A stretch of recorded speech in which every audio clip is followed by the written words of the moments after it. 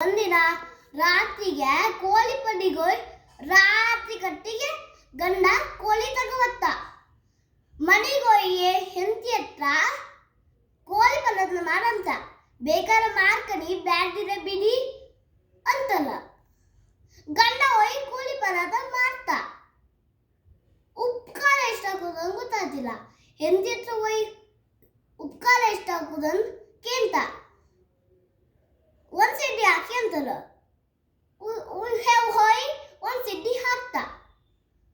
ತಿನ್ಕಾಬತ್ತಿ ಉಪ್ಪಿನ ಗಂಡ ಅದಕ್ಕೆ ಸಿಟ್ಟಂಗೊಯ್ ಅನ್ಕಂತ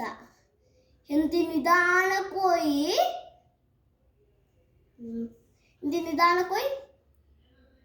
ಬಾಳಿದಿಂದೆಲ್ಲ ಹಾಕಿ ಉಪ್ಪು ತೆಗ್ದು ಗೆಸಿ ಬಿಚ್ಕೊಂಡು ಚೂಮಿ ಕನ್ಸ್ಕೊಂಡು ಉಂಟಲ್ಲ